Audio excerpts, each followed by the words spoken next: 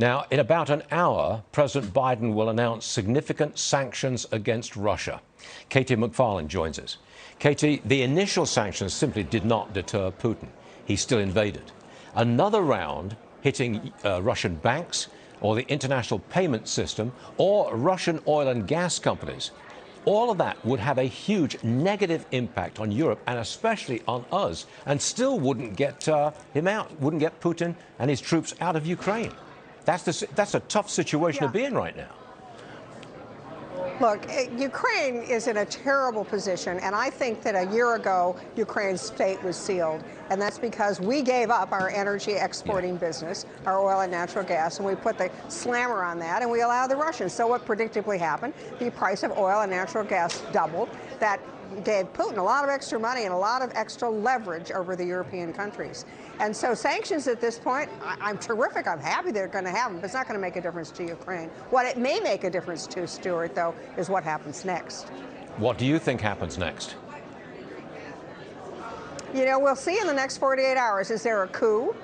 Is there a new leader in Ukraine? If so, it'll be Moscow puppet. The thing that I've been so surprised with so far is that the Ukrainian military is fighting.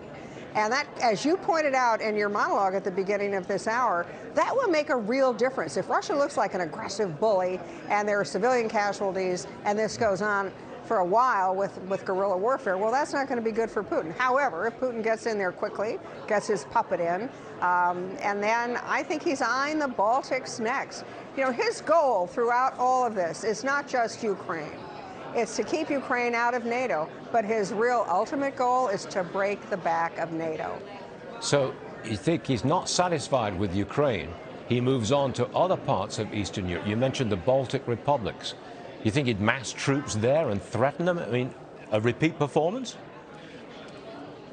We just don't know where this goes. If he looks like he gets Ukraine easily and quickly with the rest of the world, you know, scolding him and minor sanctions, well, I think his appetite is whetted.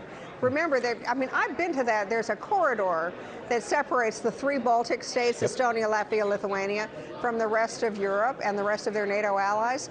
Russian tanks could get there in 2 hours, connecting Russia to the Baltic Sea and isolating those three countries that are on the northern part of our NATO alliance. I think that's where he's looking next. But he's going to wait and see what happens. You know, what's the world going to do? Nothing. Can I just bring back this politically to the United States? Who gets the blame? Does President Biden get the blame, or what?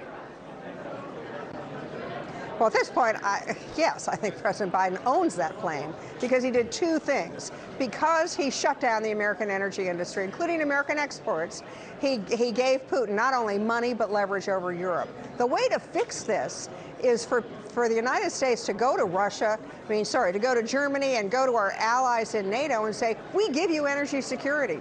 How about importing cheap, clean, American liquefied natural gas? Get off of Russia, get onto American energy. But to do that, the president would have to reverse his energy policy in America. He's got to build pipelines, he's got to allow fracking, he's got to develop terminals to export liquefied natural gas.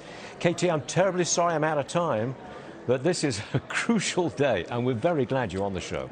Katie McFarland, thank you.